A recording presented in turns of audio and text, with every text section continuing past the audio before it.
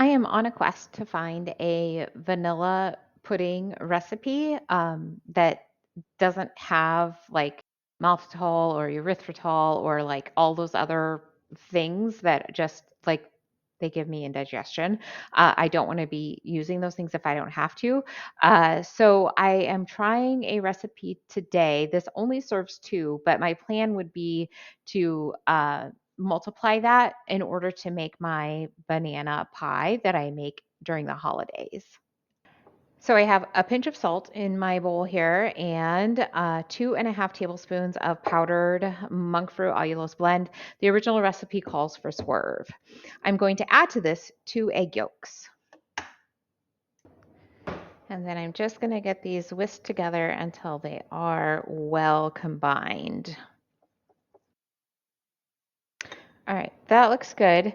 Then I have on my stove a pot with 1/3 cup of heavy cream and 1/4 cup of Fairlife whole milk. The original recipe does call for unsweetened almond milk, but I don't have any.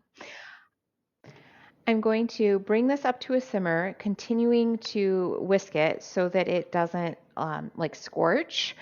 And then once it comes to a simmer, then I will incorporate my eggs, which I'll do by tempering them, which means that I add a little bit of hot liquid to them so that they can like gradually come up to temp rather than ending up with like scrambled eggs. All right, so I'm going to, now that I've got this hot, I'm going to add about half of it to my egg yolk mixture.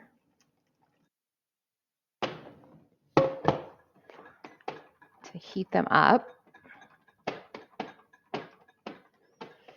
And then get this back centered.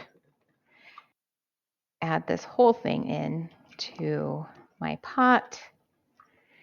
And I will let this cook for 4 to 5 minutes or until it thickens up.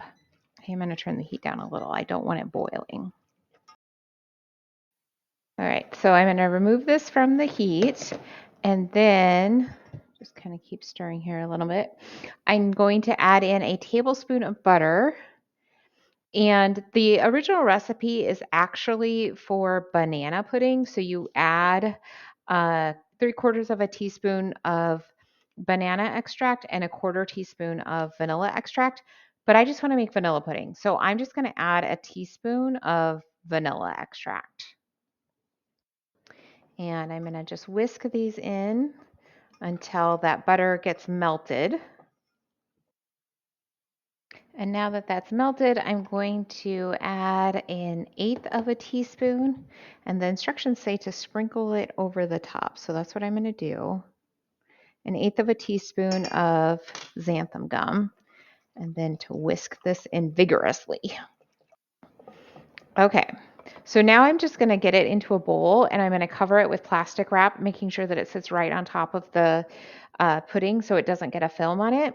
And I'll let it cool completely and then give it a try. It's decent.